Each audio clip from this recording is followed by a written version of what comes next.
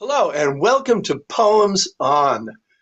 This is the final show of the third season, although we've run over 3 years in the calendar. This is the 12th show of season 3. Our theme is mystery, and our guests, two of my favorites returning, are Chrissy and David Mason, coming to us all the way from Tasmania. Welcome. It's good to see you both. So great to see you again, mate. We're all still here. Yeah, that's a relief. So I'm going to ask Chrissy to begin, and then and ask Dave to read next, and then I'll complete the circle, and that's the way we will go. And from the looks of the material, we have quite a few different angles on the theme tonight. Very interesting. So take it away, please, Chrissy. Yeah, it's such a fascinating theme. So I'm going to, before saying anything, here's the poem. It's called The Neck, and it has a little dedication for John Pocock, convict of Port Arthur, Tasmania. I live in a rickety wooden house at the foot of a gloomy hill. A line of lamps and 11 dogs keep me safe from hell. Waves gouge the grey sand. Days give up in red. Devils growl. I bolt the door. Not everything needs to be said. Oh, thank you. Well, there's the mystery. Well, that goes to the heart of it. In fact, I think if I have an Ars Poetica at all, which I think I do, I think every poem is one, it's that one. Because and this is why this mystery thing is so close to my heart and my poetic soul, I think. Because let me explain what the neck is. It's a tiny, Tasmania where I live and where I was born and where one half of my family is rooted. I mean, that's my ancestry goes back to one of the first convicts arriving here, and Tasmania has the first convict settlement in Australia. It's right down the bottom. It's a place called Port Arthur.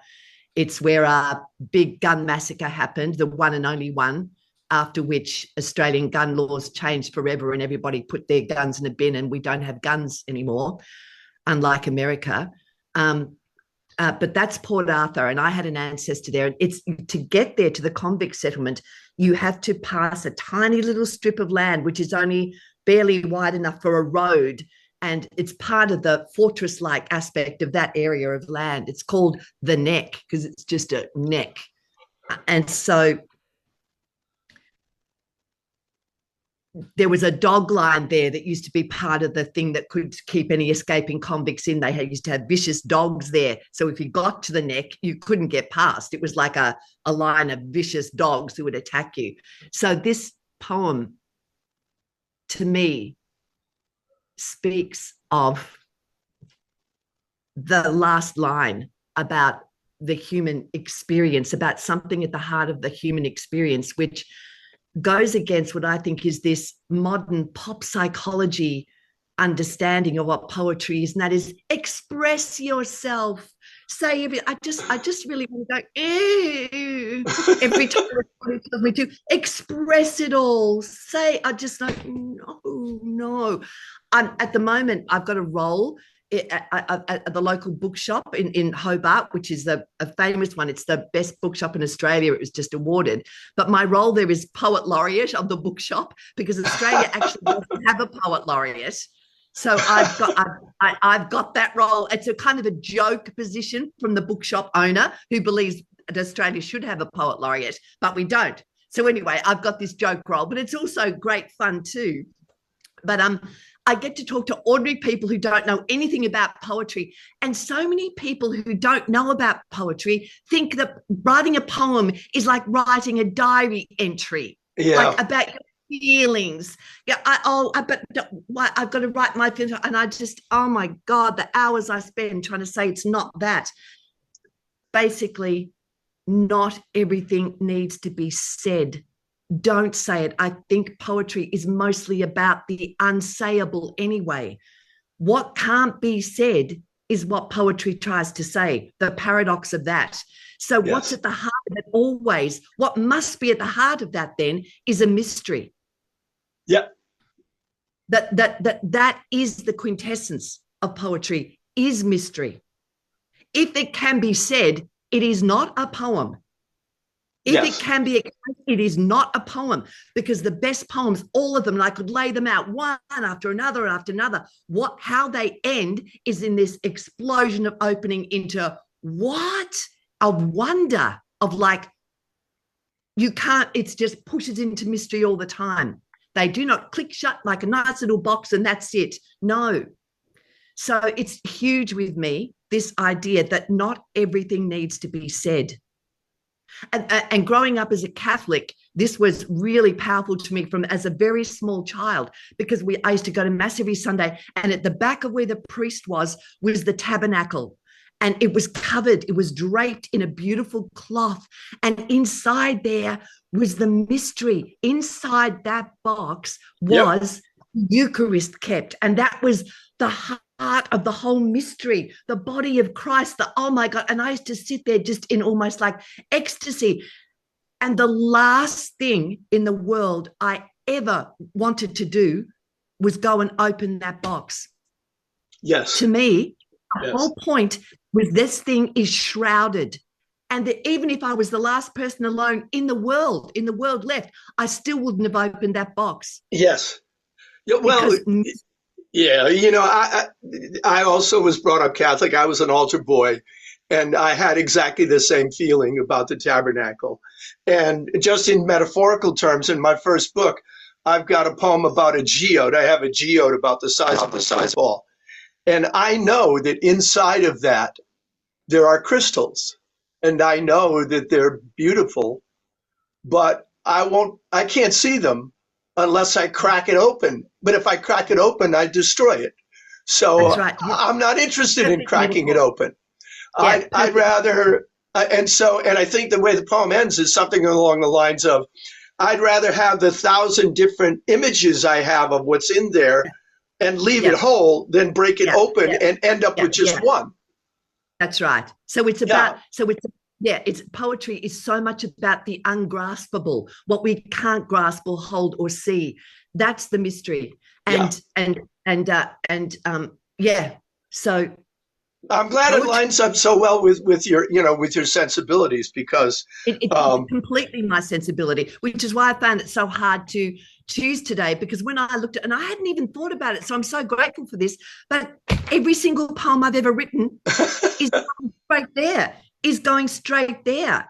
So anyway, let's move on, because before we move on, because Chrissy's poem was so short, I would like it if she would just read it one more time. Yeah, that'd be nice. Please do. So you can hear it one more time. And now we've got some context too. So. The neck.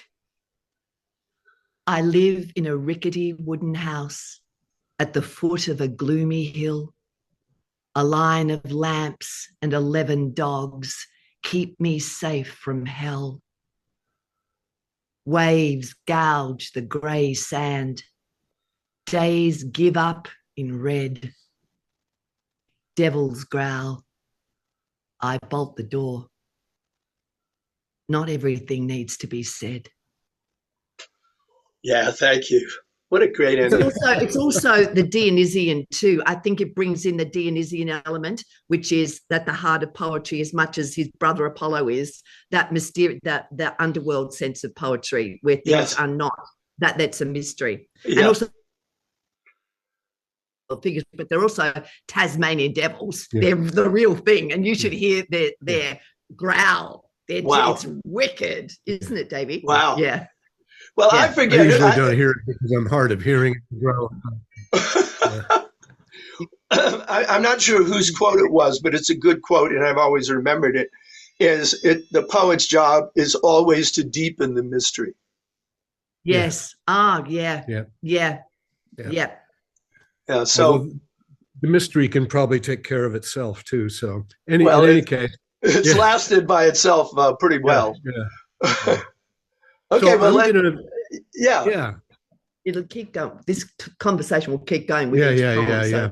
I'm gonna read in our session here. I'm gonna read 4 poems by myself and 1 poem by another poet.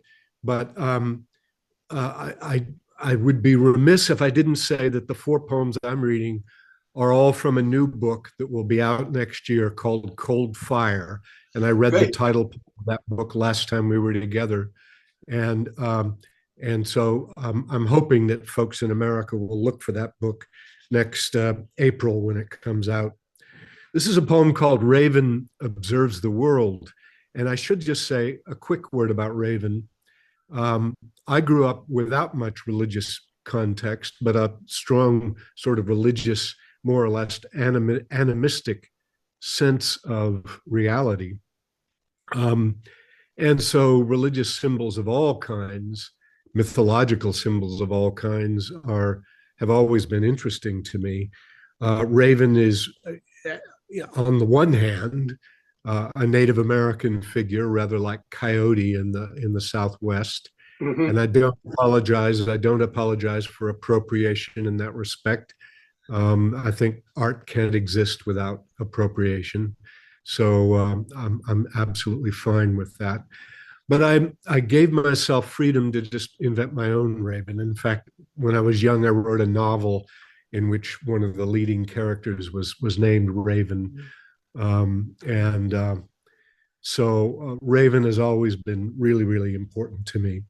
So here's the poem, Raven Observes the World. I found myself looking down on my death from the cracked limb of a far cedar tree. What holds me here is something like a story, or like an eye, a pair of eyes that saw the history of one who had a name and fell, but that was simple gravity. My gravel voice is gone, and I am grave or gravely happy. The world is still my toy. Its creatures are my curiosity. The humans are a strange, estranging species, dwelling in their dream of separateness, tensed at the rain, which is an invitation. I watch it turn to snow and keep on dancing. But when I died, all living creatures died, all grass decayed and feral waters vanished, till I saw through my death, like any death. The death, let's say, of one whose mind was clear, who knew the way a raven knows the world, that we are used by living, used again and again, material rearranged, and something else, some energy or cloud scudding on the wind. We see it move the grass and ruffle feathers of the slightest birds. Could I have been that man, that woman falling? Could I have been that fish inside a shark just long enough to clean bacteria? That dry shrub catching fire and talking smoke? My very cells are universities in which the sun will study till it dies. And down below me, I can see the eyes I used to laugh with, open, clouded over. Soon they will be welcoming the rain that speeds decay and means new life is coming. The tree I'm perched in died so long ago, its roots are hollows in the ground, its crown a skeleton descended from a mountain. New bodies rise from old and fail again, turning and returning and going on, eternally recurring echoes sounding. I cock my head, no longer like a head, and turn my eye, no longer like an eye, and wait for that new stirring in the air. Thank you. So here we're confronted with the shifting of forms, the mystery of the shifting of forms, Transformation. Of life, of life into death, back into life, the continual transformation, as Chrissy says, of the stuff. And this poem kind of partly asks, what can remain through the changing of the forms? We understand that identity goes. Yeah. But is there another kind of identity? And you seem to suggest that, went all the way through, and particularly at the end, because I cock my head no longer like a head, turn my eye no longer. So it is and it isn't what it was. Mm. And that is the short way of talking about transformation. Mm. And of course, it partakes of the same dynamic that religion does, but it's not overtly religious. Mm. It's grounded in nature, but it goes beyond nature. And the whole question of the new, of how the old becomes the new. Mm. I mean, for time-bound creatures such as we are, that's one of the fundamental mysteries, isn't it? Yeah. Yeah. Yeah. And I thought there's a kind of dream logic, this veil between life and death in Yeatsian terms. Yes. Is like that movement between dream and waking and all that, as so many poets have observed. And in this dream logic, all of time and space are dislocated. So I saw myself looking down on my death from the cracked limb of a far cedar tree. I mean, it's almost like I'm far away from the very tree on which I'm standing. Yes. That sort of thing. And that to me is just the way I feel in the world most of the time. I feel a strange dislocation of reality almost all the time. Well, the thing is, for me, it's simultaneously dislocation and superposition. In other words, the speaker at the beginning of this poem is simultaneously displaced in the faraway tree, but is also close, observing in another, simultaneously in a very different place. And so what it says is that our sense of distance, that our sense of locality is not the whole story. And what's fascinating for me about that, although I don't know whether it's something that you concern yourself with, is that in physical theory, and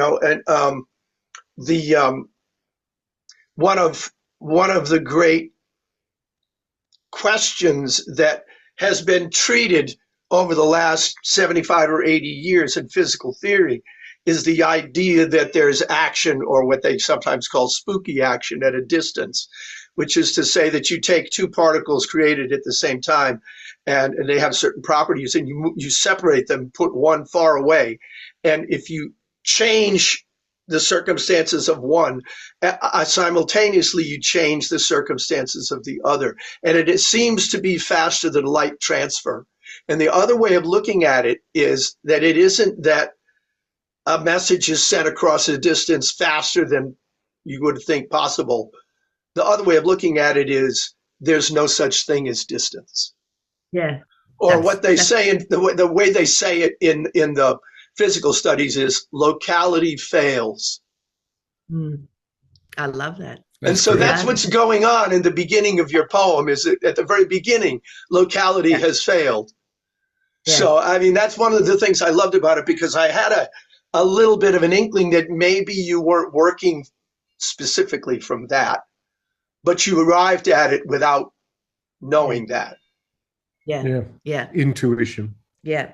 Well, that's right. Intuition is a great word for it. I think that's right. I think that's why the mind, the rational mind, wants everything to be graspable, but the poetic soul wants to exist intuitively, and that does things with time. Time stops being a linear construct then, and it becomes well, in mysticism, it's like immanence and transcendence, what you are talking about, that you can be within and without, Yes. intimately involved. It's Blakean. It's that world in a grain of sand. It's that thing that of time, that elasticness of time. The poetry does, and that's the mystery of it. That the poetic mind is what plays in mystery. Yeah, it's ironic that physical theory so often uses language that mimics what you're talking about. And yes, I know. Einstein has a great quote about time. He said that time is just nature's way of keeping everything from happening at once.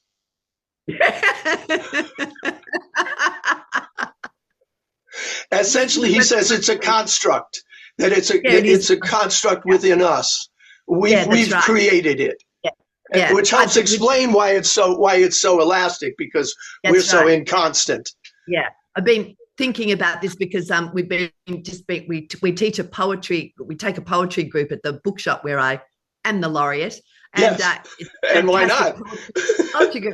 And we had it last night, and we did Thomas Hardy. So I've been rereading. It took me back to Henri Bergson, who I remember first encountering Bergson when I was young and just loving this. And I read him again for Hardy, and it was just like, it's all about that. It's all about time. And he said, we've got to get out of this idea of time. And of course, that ushered in modernism, which just exploded the time thing. But Hardy was doing it in his beautiful poem, The Fallow Deer at the Lonely House, one without looks in tonight. He completely does the in and out at the same time. I'm within, I'm in the house, I'm outside the house. I am animal, I am human, I'm observer, I'm observed. It's the most stunning poem of that, of that explosion of a sense of things being rational and linear. Robert Frost does it too, all the time. All the time. Yeah.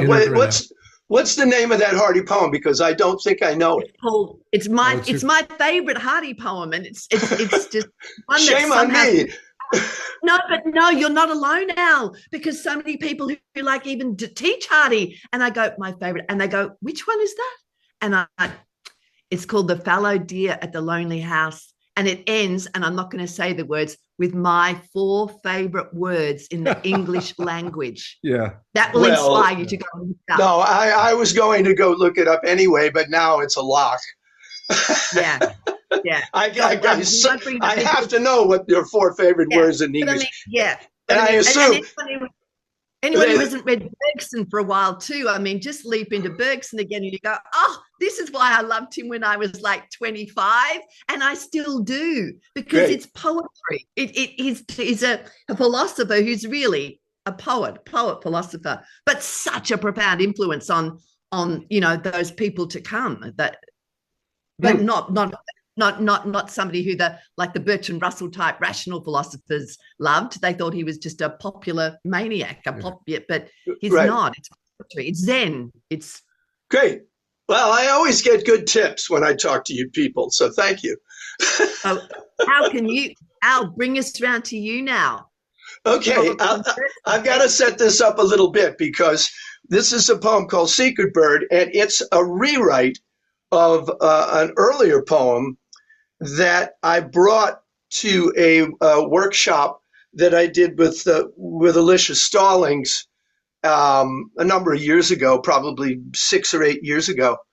And the topic of the workshop was the Dolnik, D-O-L-N-I-K. Yeah. And we all said, what's that? And Alicia explained that it was a Russian form that fundamentally grounds the language over a time grid. It's funny because we're just talking about time. But so essentially what it does is it puts the words over a time grid, which is kind of halfway towards what we do, or what I do when I write songs, because the music is carrying the time, and then the words have to move with the music.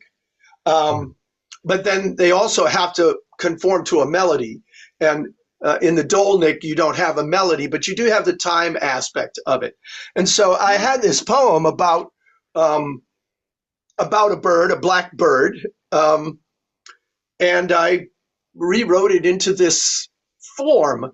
And so you'll hear what I mean when I read it, because one has to read it with an ear to the timing of it. Okay, so it's called Secret Bird, and so I guess this is a bit of a second cousin to Dave's Raven.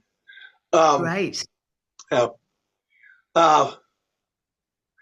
Blackbird comes from that far-off place where the moon's afraid to show her face, and secrets sleep in the holes in the ground that their daggers believe will never be found. But trees grow up from the sleeping seeds, and their branches bear the digger's deeds. Blackbird hops down from branch to branch, studies the trees in a careful dance. The shiver of spring, the blush of fall, at last Blackbird understands them all. Takes wing at a midnight striking, flies to an ear he finds to his liking. Blackbird wings through the dark that keeps his mission hidden. Blackbird chooses his mark and comes to you unbidden. Settles down close by your ear, silently as you're sleeping. Doesn't give you a chance to fear the secrets that he's keeping. Hops up close and bows his head, heavy with all he's found. While you sleep the sleep of the dead, Blackbird utters not one sound. Fantastic. Wow. I love that. I love that too. I love that I want poem. to do one of those. While you sleep the sleep of the dead, Yeah. Blackbird utters not a sound. Not one sound. Yeah, See, not everything needs to be said. Yeah. Not everything. exactly. Well, that's why when you read that poem, that's what I thought. Well, this is a natural. We're all kind of nosing around the perimeter of the same mystery. Yeah. So yeah. Absolutely, it is. I love it. There's a funny way that in English the form here starts to approximate rap. Yes. Yeah. But talk to us a little bit more about the instruction for the form. You know, how you're judging your measure as you go down the page. Well, the basic, as she explained it, and there were a dozen of us in this workshop, and we all ended up with very different attempts and solutions. But what I gleaned from her description is that you set up the structure so that it's metric, or it's at least rhythmic, and it's got regular stresses. But the point of it is, within the line and from line to line, the stresses fall not just in the same order, but in the same time. So it's Blackbird comes from that far off place where the moon's afraid to show her face. So the strong stresses are equally spaced in terms of the time between them, which of course is not something that we usually bother to think about when we're writing in meter. Yeah. So that's what for me made it. And actually, I found it easy to write because I write songs all the time. Yeah. So yeah. I establish a groove, and it's like rap for the same reason. I mean, rap establishes a groove, and then the lyrics come out of that. And that's the way that I write. I establish a groove that fits with usually the first phrase of a song that I'm writing, and then the groove carries me. But it's all done in time. So when I write a song lyric, I'm doing what I did here, but then I'm doing more. I'm making it follow a melody and, build up to certain musical climaxes. The musical form imposes part of the structure comes from the music. So what I ended up here is something that's neither flesh nor foul, but she really liked it. I think it's a terrific poem, and I like the fact that you start with tetrameter couplets and then switch to alternating rhymes halfway through, it's like a musical turn in the thing, you know. Yeah. It's just, that was intentional. And also, if you could look at it on the page, there's a point in the middle of the third stanza, before I make that turn into a different rhyme pattern, where there's an M dash at the beginning of the line, and what that means is that it's a syncopated start to the line. So, for example, the shiver of spring, the blush of fall, at last blackbird understands them all. Pause, takes wing at a midnight striking, flies to an ear he finds to his liking. Pause, blackbird winks through the... So, in other words, I'm using syncopation the way that I would musically, but I can only indicate that grammatically with the M dash. Yeah. So it mixes it up. It changes. It absolutely changes the middle, the rhythm of the middle, and then while I'm doing that, then I change up the rhyme pattern. So it goes through a couple of transformations to get to where it ends up. Yeah. It's a great one for reading aloud, Al. This would be a great at a poetry reading. It is so musical, and that syncopation thing. And because I love it. It's a blackbird, because I don't know, we're so used to hearing blackbird, like the Beatles, blackbird, but you said it, blackbird. It was different. Yeah, it comes from, you know where it comes from. It comes from the Maltese falcon. Right. It's like, what are you looking for? We're looking for the black bird. Yeah. I love it. That's great. You know what else is kind of wonderful in this is that right where that first M dash takes place, there's a dramatic turn in the poem. It's not only now about the bird's activity, but it's how the black bird has identified you, and it's coming to you. Yes. Closer to you. And the beautiful part about the way that this worked out in the context of the workshop was that we were sitting, around a long table, and Alicia was at the head of the table, and I happened to be sitting immediately to her right. And we went all the way around the table, and I was last. And when I got to the end, so I'm reading the thing just as you heard me read it. And when I got to the end, Blackbird utters not one sound. I whispered the last word in her ear, and she jumped. That's great. That's great. Yeah. But I still don't know. Nobody still has ever been able to shed any further light on what this form is all about, and if I've even done anything like it, or if it's just something strange thing. But again, that's the mystery again, isn't it? It's the mystery, like how, and that's the other thing about how can all this sound bring us to silence? Yeah. Like when I say not everything needs to be said, what we're pointing at and what this is pointing at is there is the silence at the heart of it, Yeah. I love it. Like the stillness, all the movement of our lives is predicated on stillness, that all the sound in our lives is predicated on silence. And that's, to me, what the great poems do. They bring us to there. They bring us to silence. They bring us to stillness. That's the first version of this poem which was just in blank verse, drew very heavily on those folk tales that talk about secrets, where a person with a secret who is unable to keep it to himself goes out into the forest and digs a hole. I love that one, and screams into it, or whispers, either way, and then fills it up, and then a tree grows and bears fruit. And then the fruit, when you bite into it, each example of the fruit repeats it. But I had done a transformation of that so that the fruit was also silent. Yes.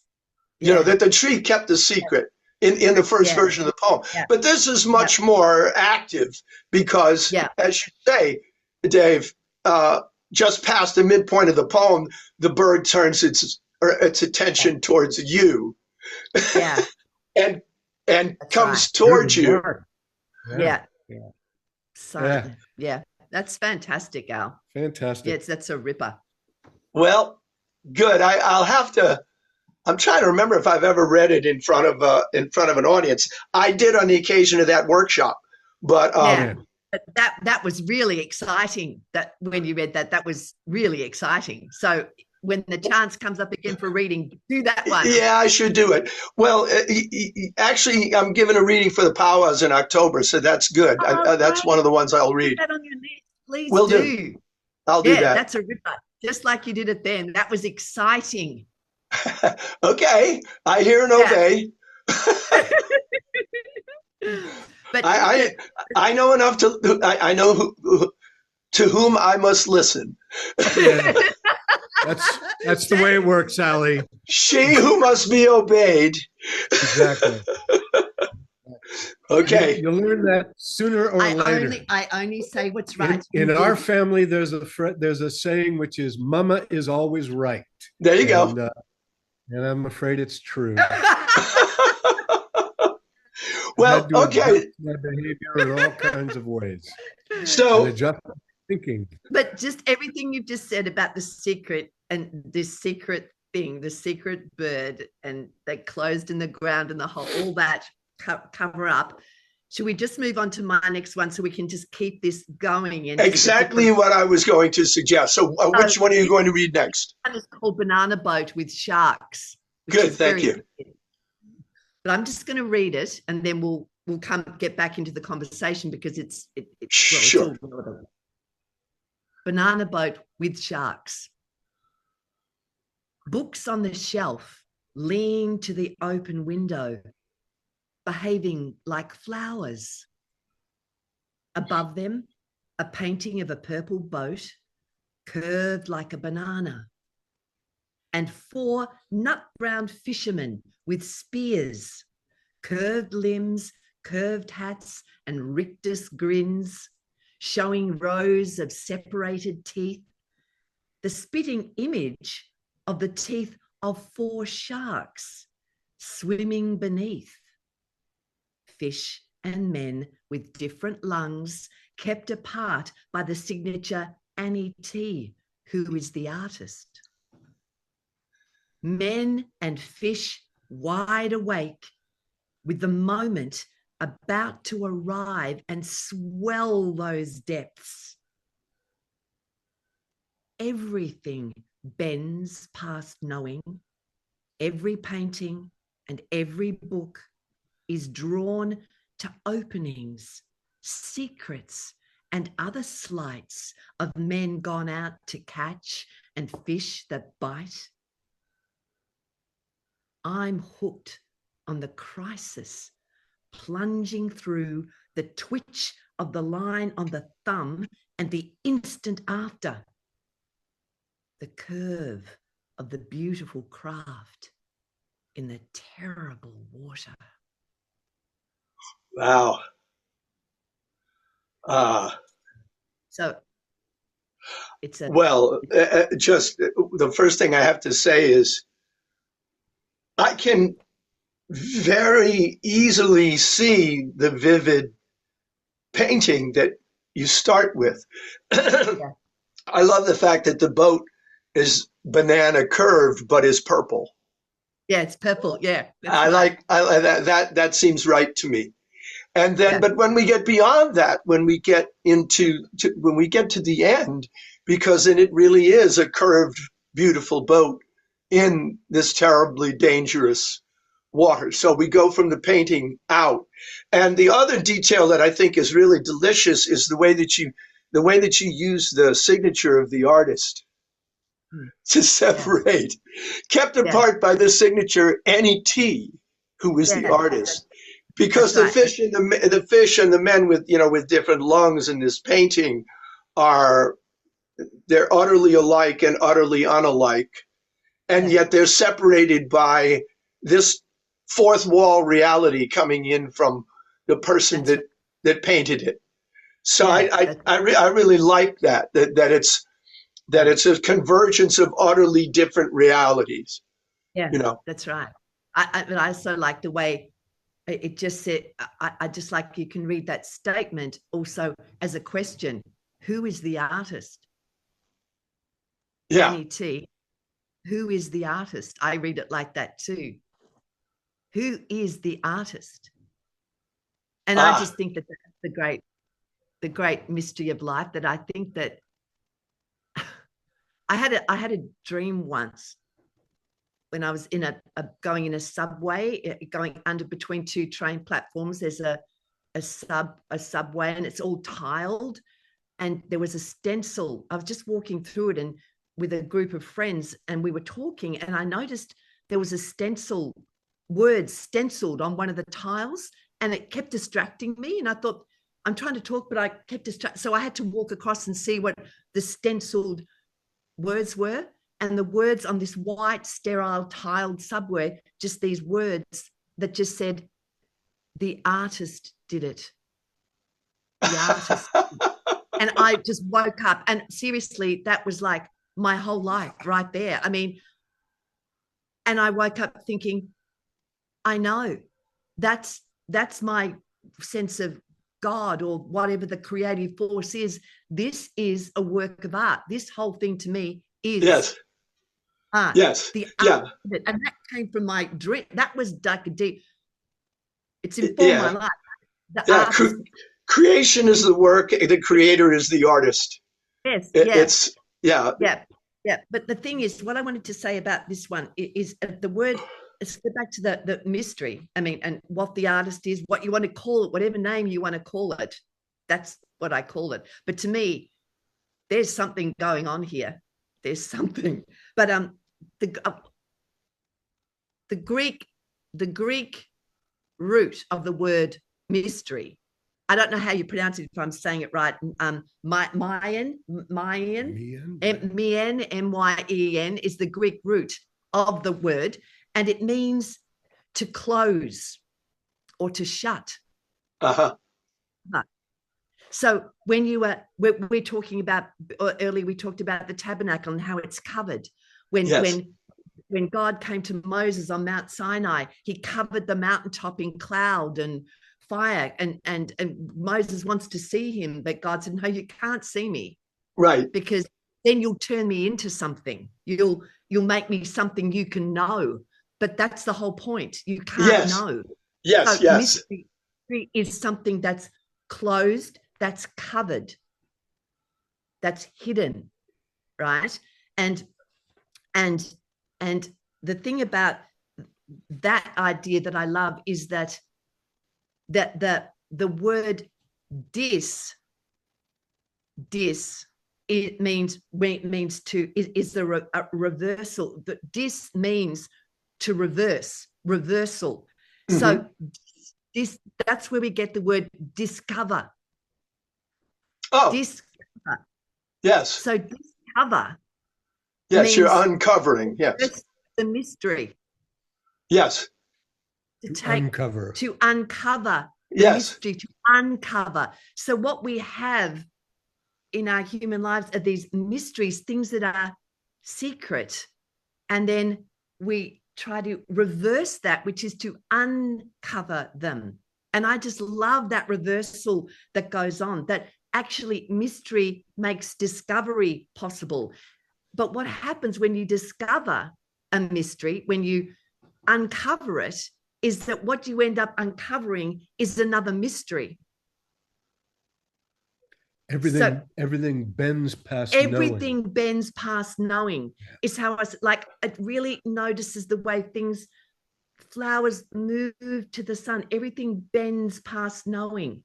That to me is what I see in, like, you know, that's that metaphor of the map of of the map of unknowing, that if you have a map of a country and that's our knowing, and call that what we know, knowledge, the outline of a country, the coastline. But what happens when you grow your knowledge is that all you've done is expand the coastline of what you don't know. So here's the known, the country of the known, and all this is the unknown. So we expand our knowledge, and what happens is all we've done is increase the amount that we don't know. Yeah, that's one axis of description, and another way to look at it is as you uncover a layer of mystery and bring what's under it into the open air, you simply create a deeper layer that you haven't penetrated to yet. So that you're always, and by the way, to go back to physical theory, this is exactly what happens when we think that we understand what's going on in nature. It always turns out, when we look deeper, that there's a layer that we don't understand. That what we do understand only gets us so far, but it doesn't get us all the way down, and that we never get all the way down. So nature is, continues to dumbfound us and to outscore us. What I want to add about this poem is the very reason why I wish I had planned ahead to project Chrissy's poems on the screen so that people could see the artistry as it moves down the page. Men and fish wide awake with the moment about to arrive and swell its depths. Everything bends past knowing. Every painting and every book is drawn to openings, secrets, and other sleights of men gone out to catch and fish that bite. I'm hooked. So we've got from book to hooked. I'm hooked on the crisis plunging through, the twitch of the line on the thumb, and the instant after, the curve of the beautiful craft in the terrible water. Yeah. After craft, water. She's rhyming all over the place, which is typical of Chrissy's technique. And every time you move into a new line, there's a new opening in technique and in mystery as you move down the page. I just am amazed by her technical prowess in that respect. But can I just say, the thing about mystery too, the other sense of the word mystery is it's the other kind of mystery is the handicraft or craft. It just means craft. And so there are guilds where people, they have the special knowledge. It's just craft. It is they practice the beautiful craft. Inside a knowledge. Witchcraft. Witchcraft. That's mystery. That's what mysteries refer to too. That word is used for craft, and that's at the essence of poetry. So what I'm in love with, what I'm hooked on, is a crisis. So that moment is between. There's going to be a big splash and uproar as those fish get hooked, and someone's going to die. The fishermen are going to get pulled in, or the fish is going to get brought up and die. There's death about to happen. There's the world of happening, of cause and of cause and effect, of before and after. So we're talking that time again. But what I'm hooked on is that moment of the curve of the beautiful craft in the terrible water. That moment of pure craft, of creativity that can just the poem itself of this life, the beauty of that, the terror and the beauty of that moment of pure stillness between takes us out of just the world of cause and effect, constantly being in a cause and effect world. Yeah, it is grace and a kind of state of grace. A momentary state of grace. And what I also like is that the speaker, the language that the speaker uses, when there are a lot of ways of saying that you're drawn to this image, is you're hooked. And of course, it's an image about fishing. And so there's this whole other axis, this other dimension in which the speaker is also participating in a different way with the action in the painting and the action actually taking place. It's very rich. There's a lot going on. And Dave, I understand what you're saying, because if you can see it on the page, they're in pairs, they're in couplets of different line lengths, but the appropriateness of the line lengths and where the line ends to take you to the second line in the pair is different every time, but they're all dead apt. They're all right. Yeah. Right, it's right there. Everything bends past knowing. Every painting in every book. There's a lot going on here. And I keep coming back to that image because I really feel like I can see that painting. But, when you said the thing about Annie T, who is the artist, as a question, it's funny because the signature of the painting is Annie T, but there are any number of Annie T's. So we really don't know who is the artist. No, it's just Annie T. Yeah, and it's one Annie T or another, but which one? So it's nice. I mean, where is the artist? Who is the artist? It's a mystery. Yeah, nice. It's that creativity of just that intake of breath before it all starts to happen, before the sound and fury of the world. There's something there, and that's where art begins. That's where it really happens. It's a creative pause. It's a creative pause before the frenzy. Yes. And I love that. I love being right close to that moment. Oh, it's just the big thrill in life. And it's the moment, fishing, the stillness. You're just standing there, sometimes for hours, nothing is happening, and then suddenly, it's all happening. Everything is happening. That to me is art. That's poems. That's what I'm always trying to touch, that moment. Yeah. That's a good way. It's a good way of putting it because, the alternative image is of the two armies drawn up facing each other before the battle. And the battle is going to commence. Yes. But there's got to be something that sets it off. Yeah. There's always a protracted silence where they're looking at each other and nothing is happening, but it's in the air. That moment is pure thrill to There's me. a moment that cracks it open. Yeah. But at the same time, we can't know this. Everything bends past knowing. That's what everything wants. It's like the whole world doesn't want us to know in that rational way. It wants to be grasped. It's mercurial, Hermes again. It wants to slip through our hands. It really does. But trying to catch that moment through a poem, just even suggested, is the biggest thrill in life, I reckon. Yeah. So, well done. Nicely put. David's turn. Well, you get to follow that, Dave. I don't know what are you going to read next? I got nothing. I'm going to read a poem called Infant Dreams. Okay. And it is a lifelong obsession of mine, what makes a human being. And because we have a granddaughter who's now 2.5 years old, we're watching this whole nature and nurture thing going on and just wonder. And I will tell you, Al, that one of the astonishments we're witnessing is that this little girl who is 2.5 can already read rather skillfully. It's pretty terrifying. It's a bit terrifying. We're kind of worried about what's going to happen when she encounters something as ordinary as a school.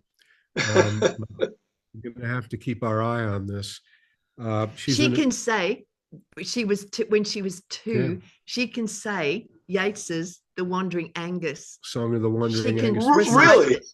Recite it from memory. She recites it from memory. She'll just stand there through hollow lands at 2. Yeah. We recorded it for a dying friend who loved Yates and loved Tilly. Yeah. And we got her on tape recorded, and it's just like, we were just like, smacked.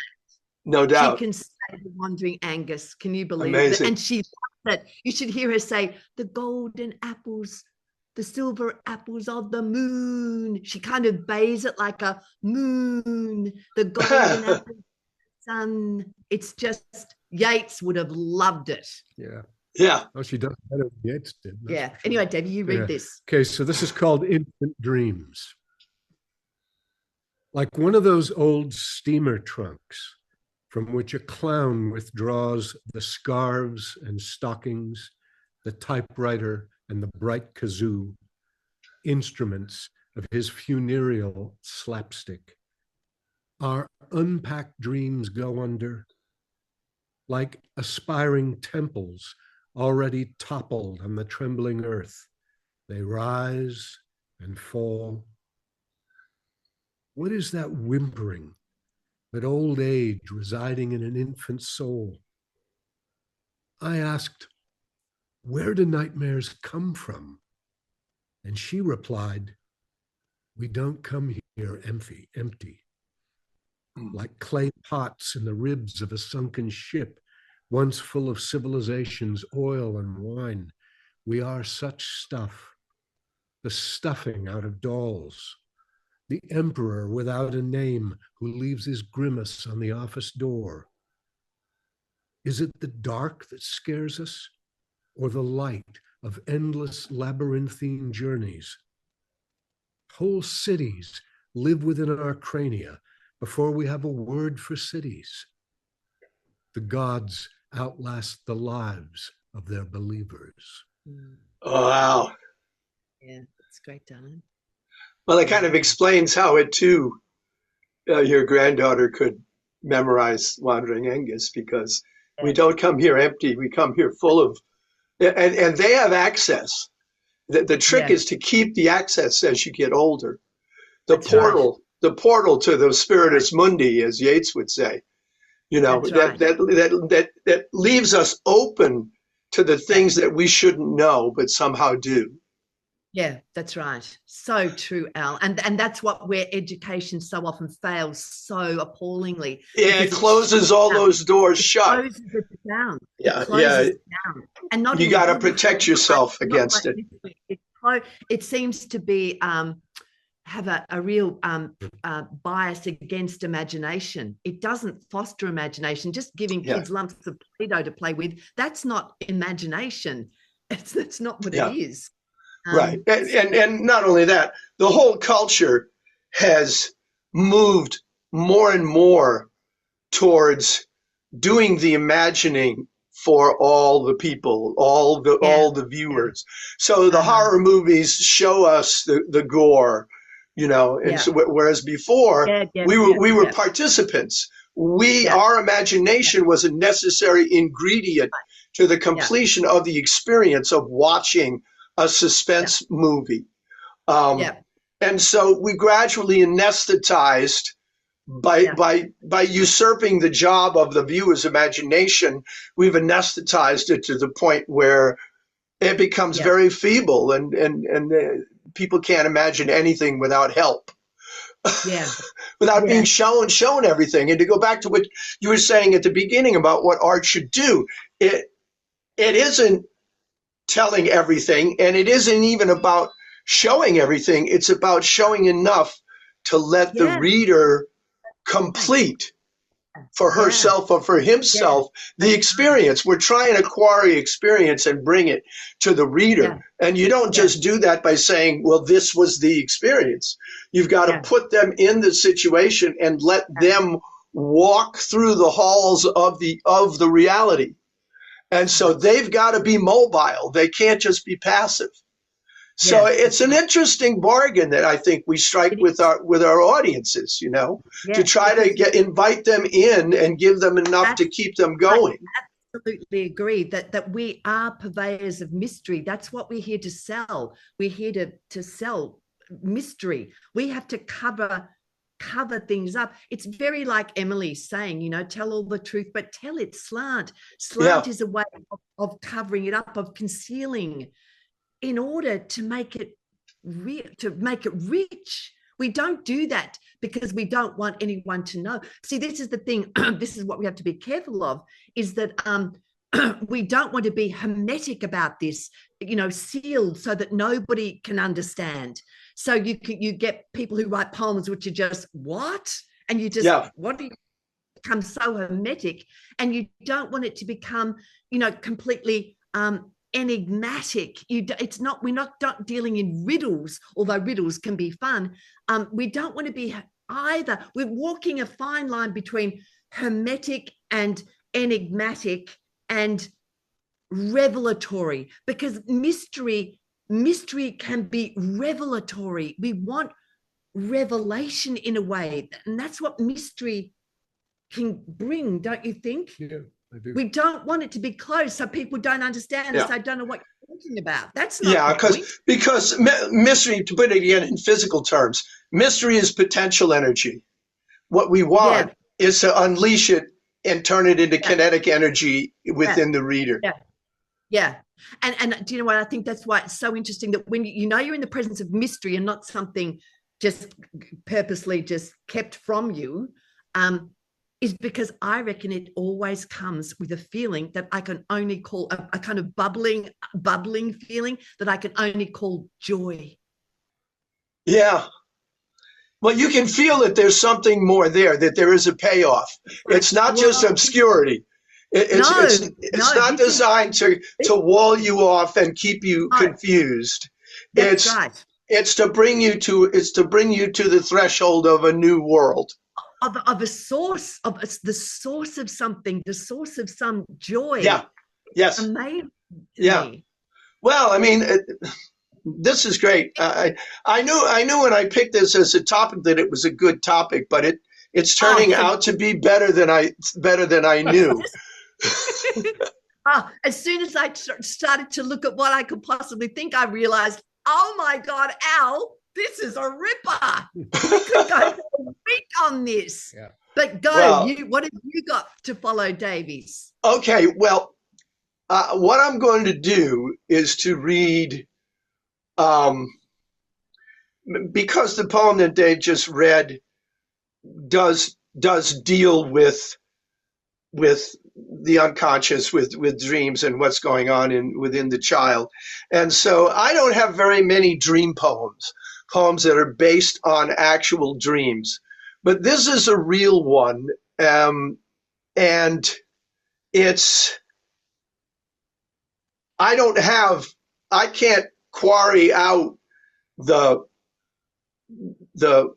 meaning of the mystery here. All I can do is carry it into the light of day where you all can see what I saw in my dream. And if you can make something of it, then you're better than I am. It's called He Dreams of a Girl He Taught in High School.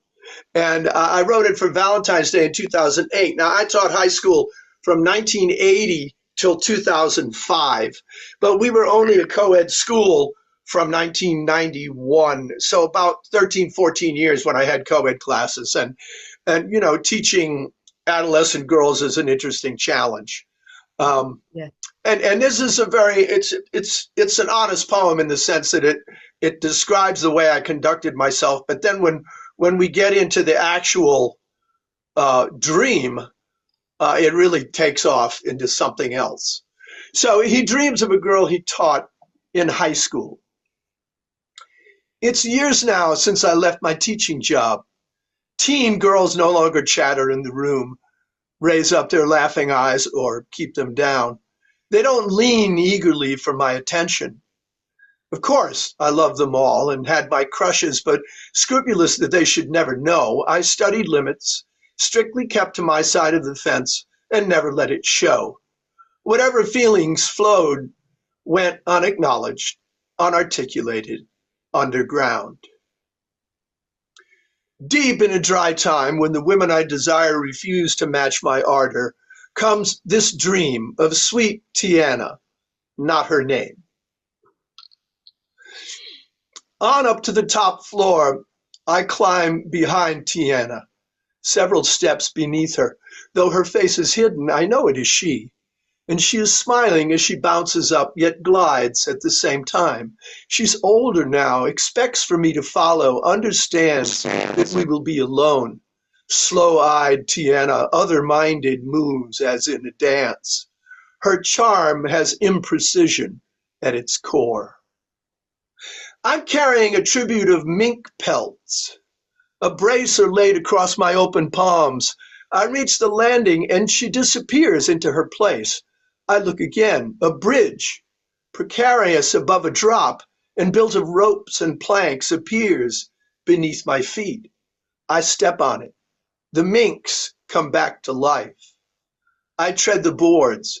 The drowsy minks arouse to find themselves halfway across, afraid of heights, begin to talk of World War I. The thrumming of their voices keeps the fear at bay in the distraction. Of the types of rifles issued doughboys. We're inside her dark apartment now. I look back down, and poised there in the stairwell, ready to come up, a redhead who must be her sister. Her firm jaw and high cheekbones, nothing like Tiana's. Thinking, doesn't look back up. I turn my head. Tiana smiles. Her mind's made up. We will be lovers. Her two palms rub at her sides, and soon her skirt, which turns from plaid to paisley as I gaze, will slip above her head. I look back. Opposite, across the landing, brightly lit, her sister's room lies open, everything in shades of pale and yellow gold, and shell-like in its delicacy. Now the sister enters by my right hand. She has become a blonde, petite, a puffy scarf around her neck. She matches perfectly her room's decor. I turn my head Tiana's way. Off to her right, a man is standing, younger, tall, bespectacled. He looks a little like albino Link from Mod Squad. These intrusions will delay, perhaps forever, rising of the moment to the level of lovemaking. The room remains suffused with warmth. Tiana's mood to have me, whim or no, alone, brings joy to my awakening and tints the morning of the new day with acceptance.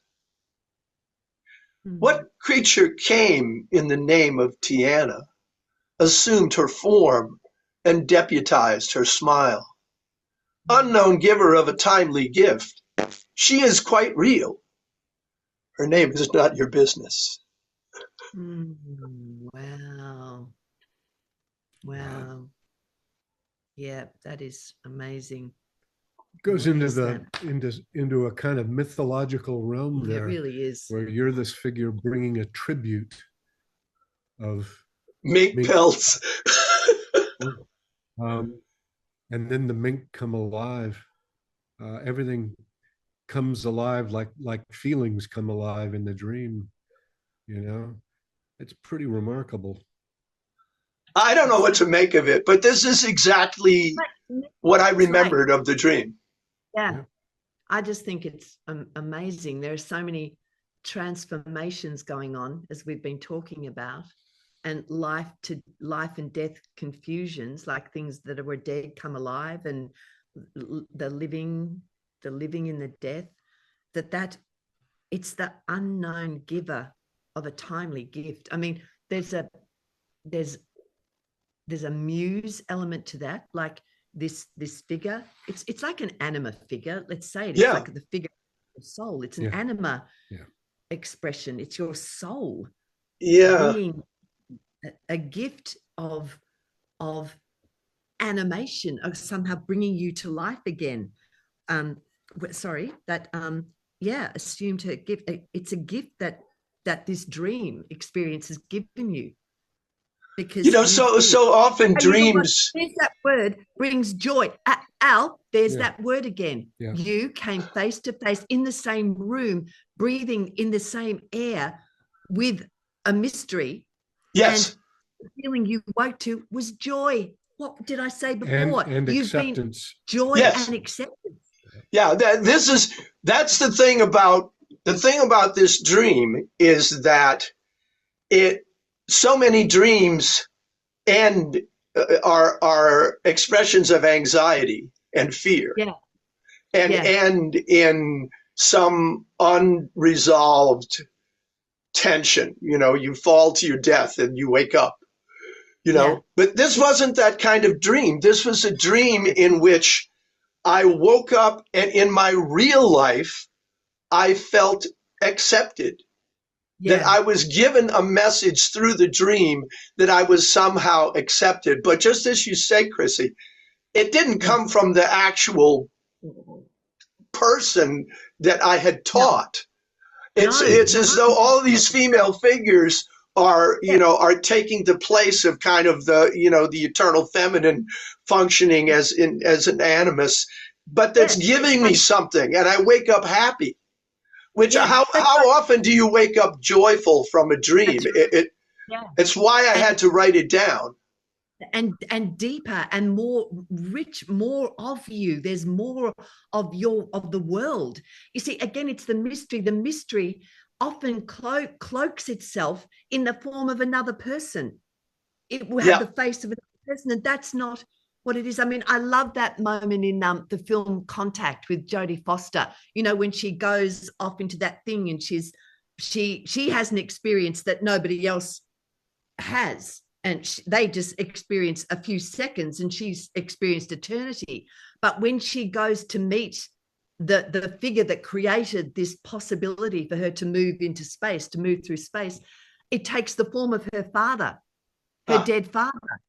And she says, it's not, is it you? And she said, no, the mystery says, no, I just took this form so as not to scare you, because you can grasp this. But the mystery does that. The mystery assumes forms that we are familiar with, and that part of our brain and can cope with. Yes. Because I think the mystery loves us. I really believe the mystery is in love with us as much as we are in love with the mystery. I really do. Well, so then this poem supports that idea. Yeah, I think it's beautiful. Yeah. Only because of the way it resolved. I don't think it's ever happened to me before that. I mean, everybody has experienced emotions within a dream that when we awaken are gone and can't be recovered. Yeah. We all know that feeling of being bereft. Right. Yeah. And when I was a little kid, I used to dream about that I had handfuls of diamonds, and I knew I was waking up, so I would hold on to them really hard in hopes that I could bring them with me into the world. And I have a poem about that in my first book, and of course, there would never be anything in my hands. But this, much later in my life, I actually am able to bring something from this other world because the feeling of acceptance was a genuine feeling. Yes, that's a huge soul movement. But I don't know who sent it. That's why it ends with a question. It's always the same. It's the same as the thing in my banana boat. Who is the artist? Yeah. The ambiguity of that. We know the artist that in one level is Annie T, but who is the artist? Yeah. We don't know. We will never know. Right. We don't know who sent it. We will never know. We can never know. But I'm fine with that. But it's a shame that all humans aren't. But I mean, it's the core of religion. Core of what Keats said about negative capability, the ability to live with uncertainty and doubt without any reaching after fact or reason. It's the core of art. It's the core of poetry. Yeah, and unfortunately, I think we've been moving for quite some time into a mindset, a reality set, which legislates against that presence in our lives. It impoverishes. We're impoverished by the absence of that. Yeah, we're not giving the opportunity to build that muscle, that capacity for doubt and uncertainty, which is our deepest security. The weirdest thing, that's where our deepest security is, in that capacity for uncertainty. It's been switched around. It really points up why poets and poetry is important. Absolutely. This is because we're the advanced guard of those abilities, those sensitivities, and it's important we guard against their going out of the world, because the world tries hard to spin away from them. I think contemporary poetry is losing that quality too. I think too much contemporary poetry pretends to be politics or pretends to be something else where I can be absolutely certain in my righteousness. And that is not a helpful Yep. position. Yep. I think at the heart of the mystery, and I'm going to move on. I'll move on here, but it comes because what we're dealing with here is really, for me, we're in mystery. We're in the world of death, which has always been my obsession my whole life. I love it, not in a morbid way, but because I know that that's the doorway through an obsession with having to hold on to a certain identity or being somebody or knowing. It's the great unknowing. Death it's the central mystery. Yeah. Yep. It is a mystery in itself, and it is also the doorway into the mysteries, into the mystery. So I just want to read this little one. It's called it's just called I Am, in memory of Seamus Heaney. In memoriam, Seamus Heaney. Yeah. You're going to tell the story afterwards? Yeah. Okay. Right. I am Seamus Heaney.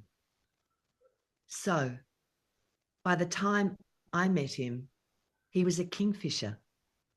Dawn was his straw time, and a tall mooring pole at the marina, like a slightly blunted pencil, the kind with an eraser on the end, his favourite perch.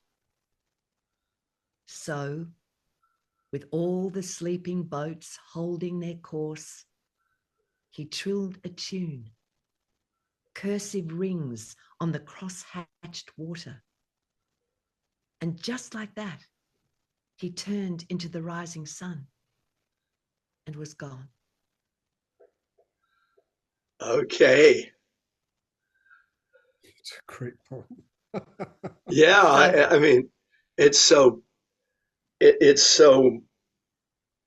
vividly memorable. So this is the shape for you that Heaney took. Yeah. So I was in Bellingham, Washington, where Dave was born. We were staying there, that birthplace where he grew up, where David comes from, Bellingham, beautiful, up on the Puget Sound, just a few miles south of Canada. And we were staying, and this is a wonderful thing, we were staying that night right on the water's edge at a beautiful hotel called the Bellwether Hotel. And Bellwether is one of my favorite words. One of the reasons I want to stay at the hotel was Bellwether. But we had a beautiful room with a balcony right on the marina and the Puget Sound stretching out. So we went to bed that night. I'm sleeping up in a platform bed up here. Davey is down on another bed just a few steps down on a lower level, because I had back pain and it was just hard for him to sleep there. So anyway, I woke up early. It was just before dawn. It was probably about 5:30. And I could hear Davey fast asleep still below. And I'm just lying there in the semi-dark, awake. So I just open my laptop to see if I've checked my emails and stuff, because I'm far from home in Australia. And a news item is a notification. I open it up and it said, Seamus Heaney just died. Uh-huh. And it was like, oh my God, I can still feel it now. I mean, if you knew what Heaney means to me, it's just like, I mean, just everything. Everything. I mean, if there's two people, if you had to say two poets, just instantly, like, caught me by surprise and made me say two poets now, I'd go Heaney, Bishop. Oh, that's probably actually the truth. It's Seamus Heaney and Elizabeth Bishop, because they were both so profoundly involved in getting to the mystery, not to uncover it, but to just show how vital mystery is to who we are. So anyway, not only am I in shock, Heaney dead, that's not, how can a world not be a Heaney? What? But the next thing I was shocked at was Davey is still asleep. We are now more separated than we could ever be, because he is still living in a world where Seamus Heaney is alive. Yeah. Where Seamus Heaney is dead. And I wanted to keep it from Davey as long as possible. So my first impulse was like, Davey, Heaney's dead. I thought, no, let him be in a world where Seamus Heaney lives for as long as I can. But I couldn't stay in bed, so I crept past him onto the balcony. It was dawn, and I'm there, and the beautiful boats, just like in the poem. And there, I turned my head. I'm there on one of those marina poles where the pencils with a kingfisher, literally a kingfisher. And these birds are the most secretive of birds. I'm a bird photographer, and I kill to try and get a good photo of a kingfisher. And they're Really? right there. No, I'm not going to go and grab my camera because I didn't want to move. It was a kingfisher. They are sacred. They're sacred birds. And they are so hard to get close to. And it came and perched on that pole. And for a moment, for probably, it could have lasted about 10 minutes. That kingfisher stayed on the pole just as the boats were rocking and the early sun was making beautiful patterns that looked like cursive writing from the boat mast ropes on the water. Looked like a kind of cursive writing, and the kingfisher sitting on this shape that looked like a pencil. And I'm just literally just shaking with meaningfulness, with a feeling of Heaney being that bird, Heaney being in the presence of Heaney right there. And then the sun just came up and it went red, and I turned to look at everything red. Then I looked back at the bird and it was gone, as if it had turned into the sun, like turned into, not turned to fly into, but actually turned into the sun. And it was like, and then I knew it was time that I could go and wake Davy. And Davy was actually stirring, and I could tell him. It was one of the most extraordinary experiences of my life. So that poem is simply a writing down exactly what happened. Well, but once again, because I can't project the poem on the screen, I want to just talk about the artistry of this poem. The first word is so. Yep. That's the first word of Seamus Heaney's Beowulf. So, I love that word. A storyteller's, it's actually probably the most brilliant touch in Heaney's version of the poem. Yeah. So, because it implies so much. By the time I met him, he was a kingfisher. Dawn was his straw time, and a tall mooring pole at the marina, like a slightly blunted pencil, the kind with an eraser on the end, his favorite perch. Just the movement of line after line in this poem is extraordinary, from time to kind, kingfisher, marina. So, second stanza, with all the sleeping boats holding their course, he trilled a tune, cursive rings on the cross-hatched water. And just like that, he turned into the rising sun and was gone. It's just, to me, it's just perfectly written, line by line. It's just typical of Chrissy's technique. But that makes her, to me, just one of the most remarkable poets alive. Yeah. But that is that, to me, that is all, that is the mystery of death itself. How can something be and then be gone? Just like that. Gone. Right. Wow. What? I mean, I'm speechless. What a thing. Well done, artist. Well done. Yeah. Creator. To create nothingness from something, that's even more extraordinary than creating something from nothing. To create nothing from something. Wow. Yeah. Unless you think of it as there's a transformation we're not privileged to see. Yeah.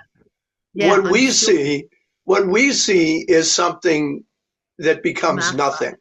But what we don't see is something that becomes some other thing that we're not privileged to see. Yeah, which I'm sure I feel deep when I feel that puts the whole dynamic. Nothing goes away. That nothing. It puts us. Yeah, go, keep talking. Yeah. Yeah, but because this is another form of metamorphosis. That's what what the poem is also trying to say. It's that, wow, something could be gone, but the poem actually shows it hasn't been gone. He's already turned into a kingfisher. He's already become something else. There's a and then he turns into the rising sun. And so the message, the undertone of the poem is that he is not gone at the beginning, and he's not gone at the end. He's just gone into something else. Yeah. So okay. So when this so Dave, you can answer this. How did she tell you, A, that Haney had passed, and B, that she had just had this extraordinary epiphany? Did they come together? Did she package them to soften the blow?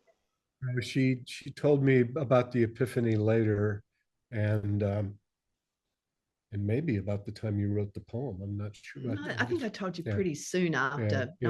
He was waking up, and I remember I didn't want to shock him, because that's which is my way. I just kind of blurt out things, so I have to be very careful. And I remember thinking, I don't want to shock him. He's just awake, but I have to tell him some huge news, because Davey and Heaney are so.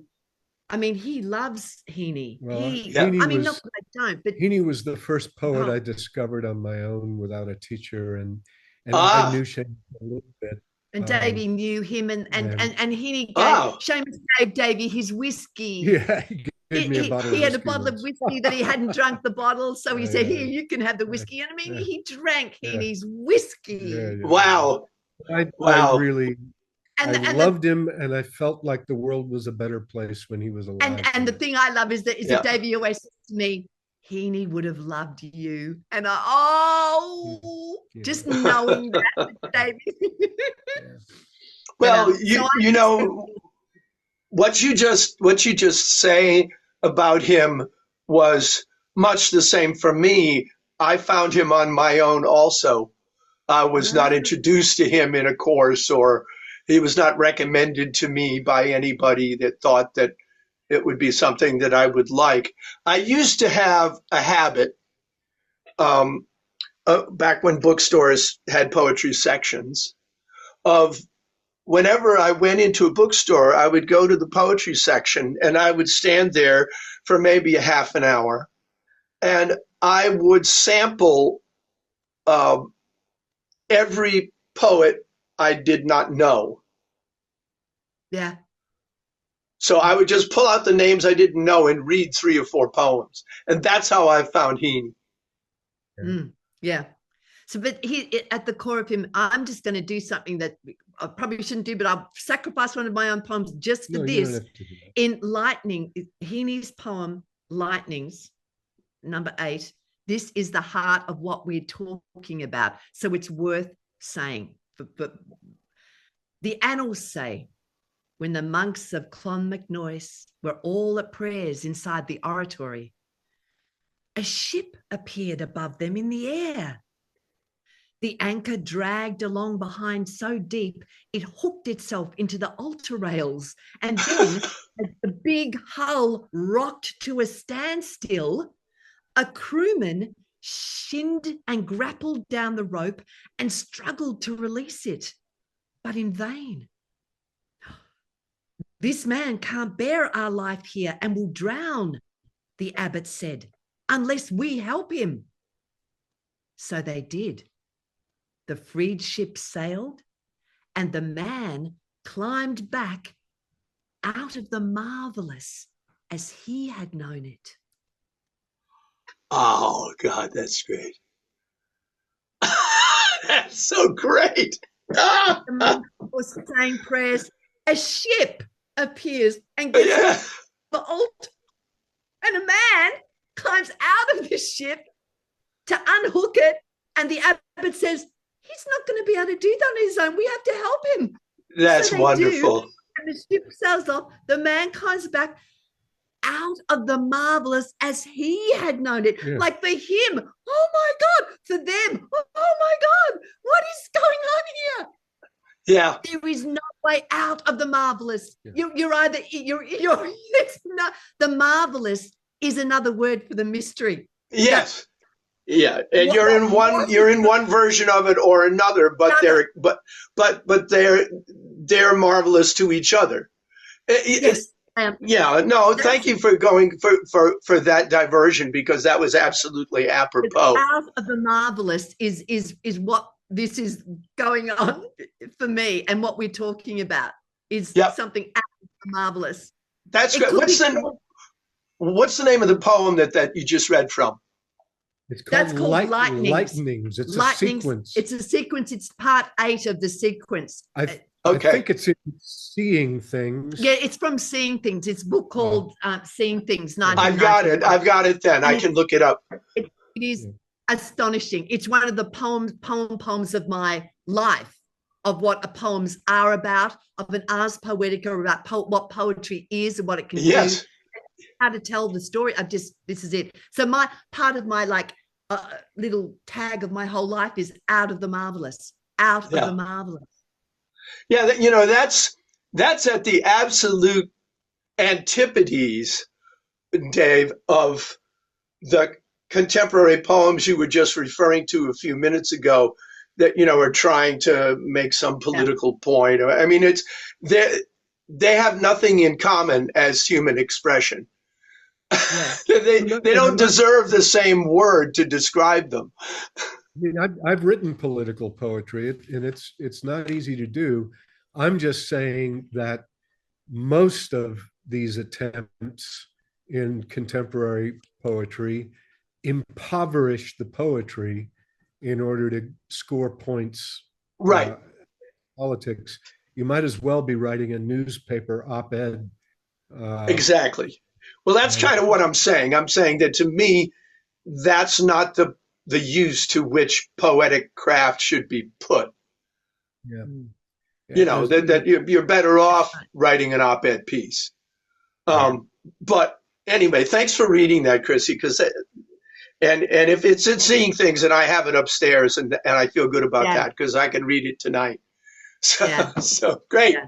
All right. So from the monks of Clonmacnoise to Trees Full of Prayers, which is the poem. Yes, I like this one. And I'll just say that Ephesus, the site in Turkey of the Greek and Roman city where Paul preached, etc., is also the site of an ancient temple to Artemis. It's also the place where the Virgin Mary is said to have ended her years. So there's a little house that is said to be the house of the Virgin Mary. So the whole area around Ephesus is considered a place of earth mother and mother cults, the mother spirit, etc. And this poem refers to other places, locations in Turkey and Wyoming and Washington State, and in Colorado. Anyway, Trees Full of Prayers. The limestone bluffs and pines above the shrine to Artemis, and nearby the little house where the Virgin Mother is said to have ended her days. I have seen the wire gratings covered in prayers written on scraps of paper and cloth by pilgrims who come by the busload. I have stood outside the magic circle of their intimations, have seen on a Turkish hillside trees full of prayers. The same in Wyoming under the Lackalith, and at Chief Joseph's meager grave by the river, prayers to goddesses and men caught in the wind, the scramble and trouble of history erased by sincere effort to send the most private words across from this world with its noise and division, there to that other realm where they might be heard. So the wind takes them as it takes the leaves and the pine boughs, the Tibetan prayer flags climbing the hillside to the golden Buddha. And the sun goes down in a gleam of burning gold, and the rutted snow is pocked by the spring rain, and somewhere a mother is naming the smallest child. These aspirations move me, these fraught whispers, voices left behind only in memory, these small hands reaching into the bright air, the pilgrim breath beginning the long journey beyond consolation, because the first voice is the voice of the mother and also the last. Wow. Mm. Boy, those images are strong. And they're real. You've seen these things. All real places, yeah. Yeah. Mm. I mean, prayers written on scraps of paper and cloth. Mm.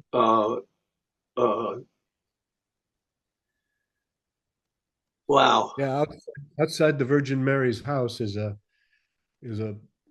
like a cyclone fence, a tall fence, and just thousands upon thousands of pilgrims come there every year and knot their little prayers into the all fence. this into all the fabric all of over the fence. world, in every country, in every hemisphere, there are these. You see these things. That's the one on the Devil's the Tower, Devil's the Lackalith in Tower, the Wyoming. Lackalith. You know, the Devil's Tower, which is the thing from Close Encounters where they go. Yeah, I know Devil's Tower. Yes. Yeah, but I love it there. So we went to Devil's Tower and going for a hike all around the perimeter of it. And there you come out with these old trees, and there's the flags again. And I'm going, everywhere you go on earth, there's people reverentially. There's a reverence, and they leave their prayers in the wind, in the open, on the earth. It's just everywhere I've been on earth, you'll find them. Chief Joseph's grave in Washington State, when I was there, the tree above his grave looked as if it was dying.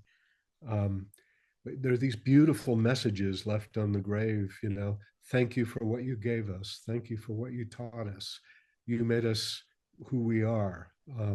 Unbelievable. It's just deeply moving. It cuts through American history into something deeper in the landscape. It's a very, very, very beautiful, moving thing.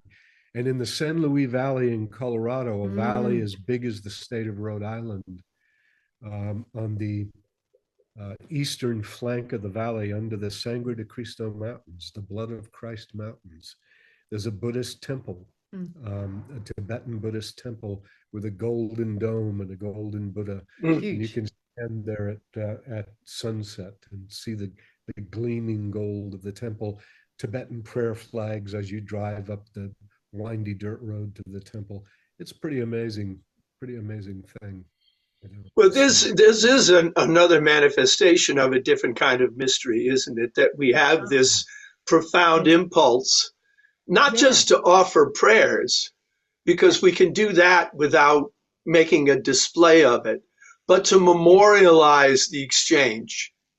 You know, to try to make it last, to bring it into the visible world, because prayers don't have to be seen and heard in the visible world. But part of it is bearing witness. Part of the prayer is meant to rise above, but another part of it is meant to bear witness to others down below, who are in the landscape, who are in the space, to condition the space with this kind of reverence. That's why I said I haven't seen any of these places, but I know you have. And that's, to me, speaks of the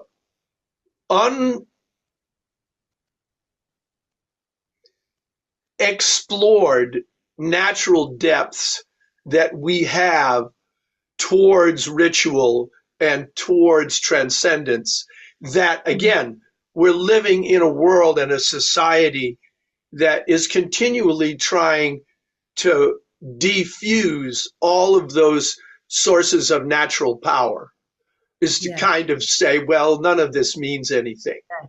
You know, Yeah. we have no religion. There is no such thing. All we do is as cynics make fun of those who believe in things. But Yeah.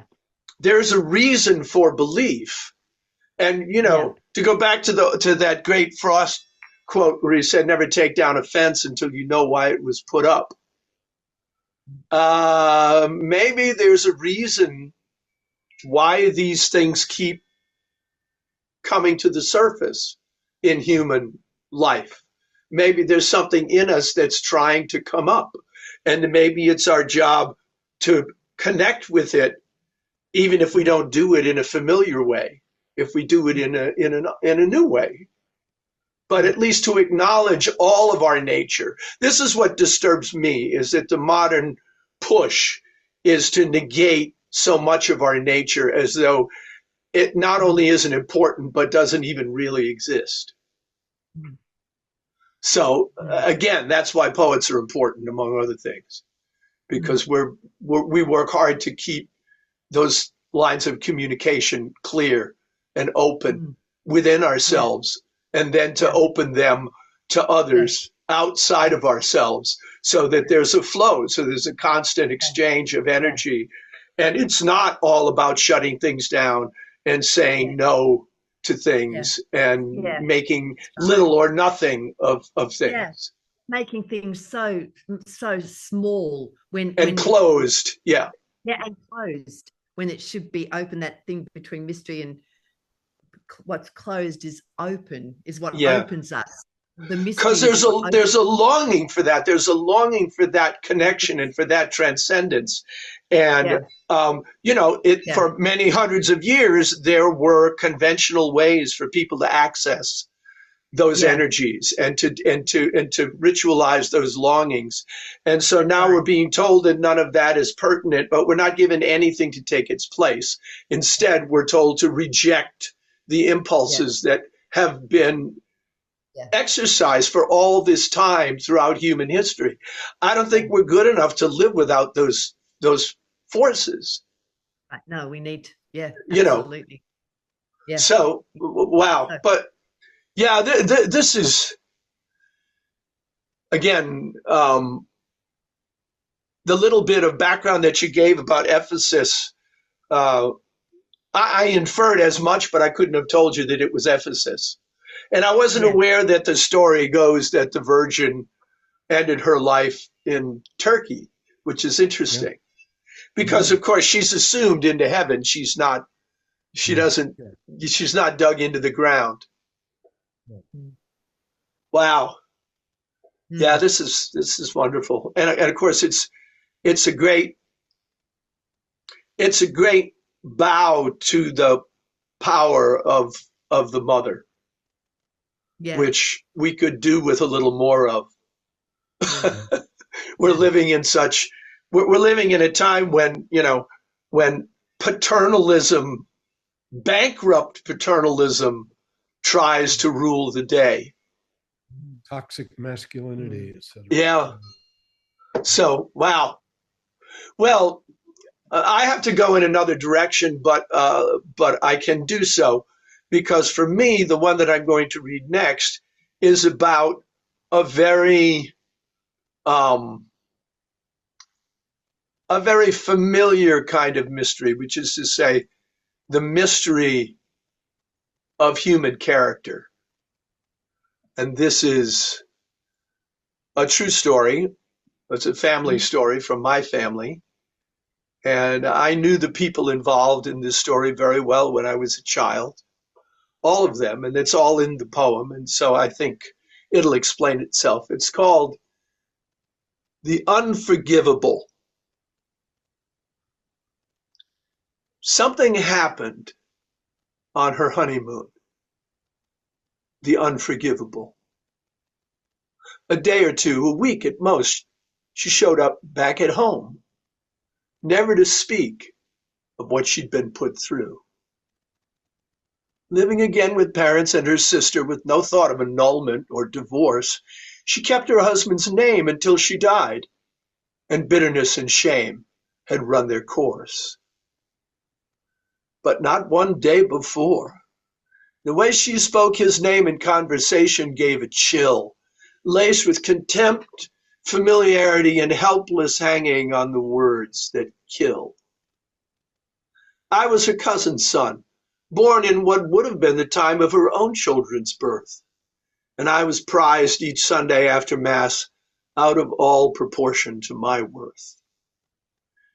Fed the precious saved-up delicacies, Torrone nut and nougat hard to chew, but not to be declined, and sugar-iced egg cookies, chocolate mint pan candy too, all too sweet by half. When I was older, it was anisette and fresh pizzelles, still soft and bendable, warm from the iron, gifts lavished on me so as to compel my sitting still for those two single sisters, one knotted up by marriage, all too brief, the other 4'6" and hunchback, thought fit only for the convent.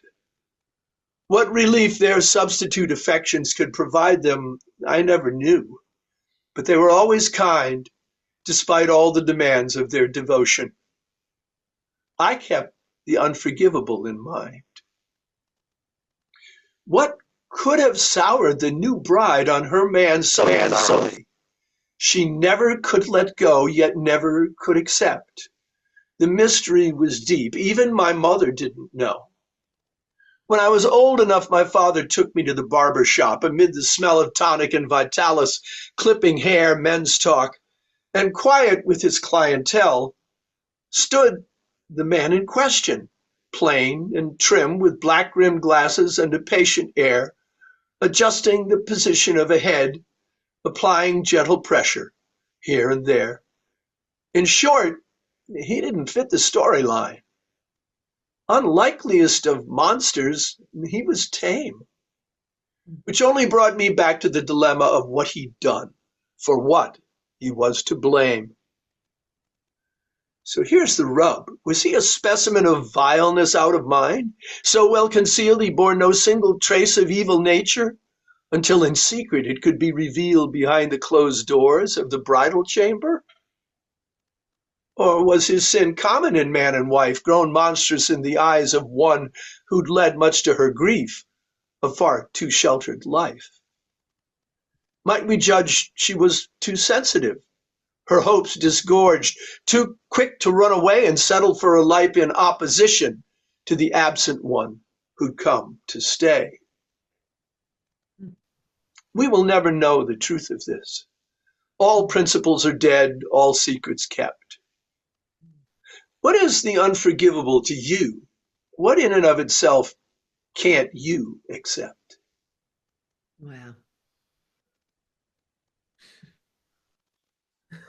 Keeping the mystery intact, Al. That's pretty great. I wish I knew the answer, but I don't. I had to keep the mystery intact. Yeah. But, it could be something that we would consider That's right. trivial, ordinary. Yeah. She'd lived such a sheltered life. We can all think of Yeah, that's right. any number of normal practices within marriage that she might have found shockingly unacceptable. Yeah, unacceptable. Or it could have been something really heinous. The mildness of him working as a barber and all that, and you just imagine those Nazis going on living a yes. life.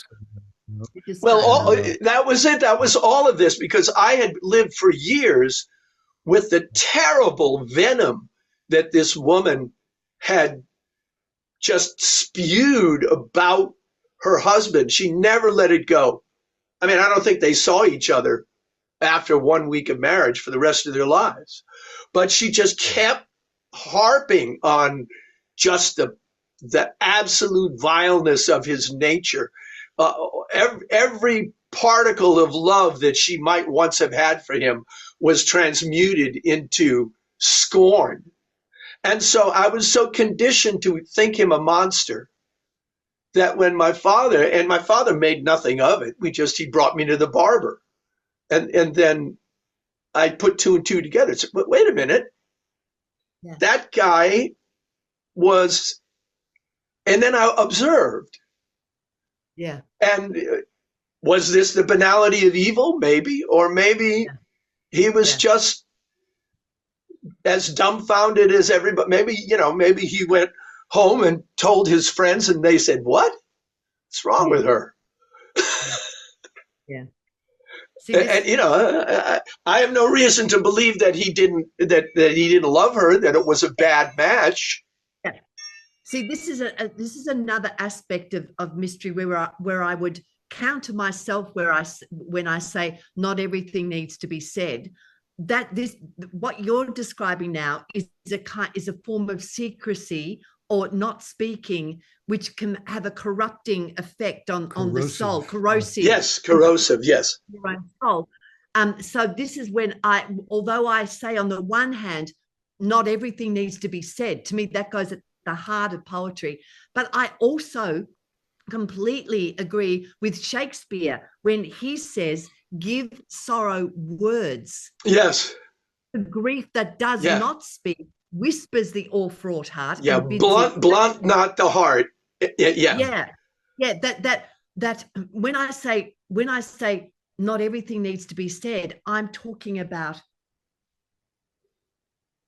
not exposing those mysteries to solar light that's going to destroy them.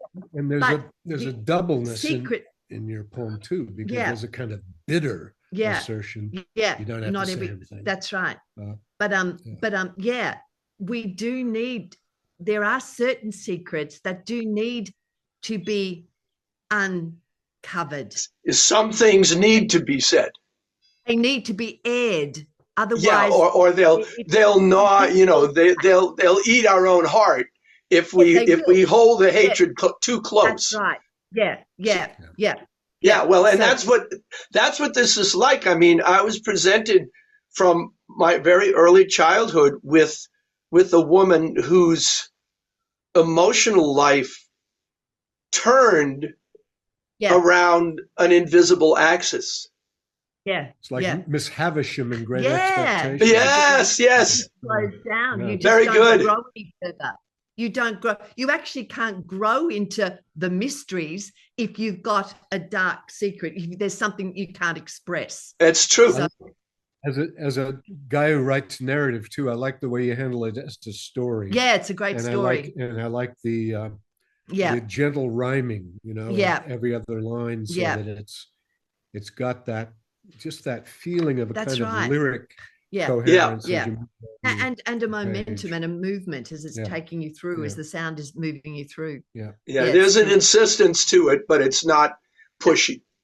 But it's also I love the closing questions, which are really open balls in your court, reader. Here's this for you, here's something for you.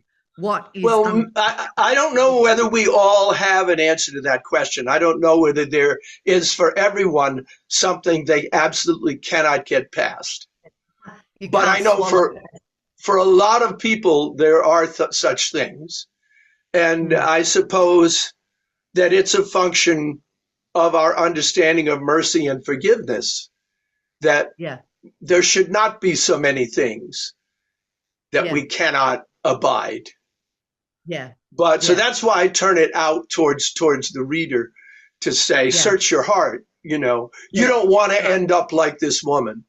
You don't want to spend your life lavishing attention on your cousin's child because he was born in the time when your unborn children would have been born. So that, I mean, in a way, I was part of a kind of an unhealthy masquerade. I mean, I was made to play the role of the wonder child that could never be.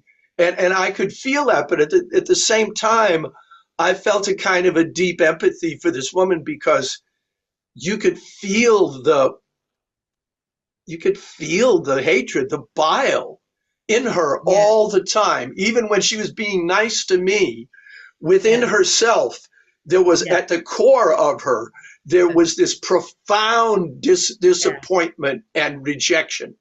And I just could not understand it when I went in and saw them. I mean, he was just a little guy, a quiet little guy. Yeah, that's right. Yeah. No, I've known someone like this. I know exactly what you're talking about, that feeling. Yeah. Yeah. I know it's an interesting perspective on the idea of mystery, on the theme of mystery. Because I'll tell you, one of the things that when I first heard what, you decided for this, that was going to be mystery, the first thing I thought of was like, oh, mysteries, like mystery stories, like detective stories. Like I have loved detective stories like Agatha Christie, like all my life. I think the mystery story is such a compelling genre. It's such a compelling world. And I immediately started to write a poem. I haven't finished it yet, but I'm still going to continue. But the poem is called Nobody Else Is Allowed to Do It Now because I've done it. It's called Who Done It? Okay. Who Done It? But I'm not going to say it, but it's just that I'm telling you I'm working on it because it's going to turn. I want to do something like what you've done here. Like work on the conventions of the mystery story. Like there's always a secret or something that the writer or the narrator through the writer is not telling you. And that's the way it's a mystery, because we're not being told. Things are being kept from us in the narrative itself, in the telling. Like you go, oh, if I'd known that earlier, but you of course. That.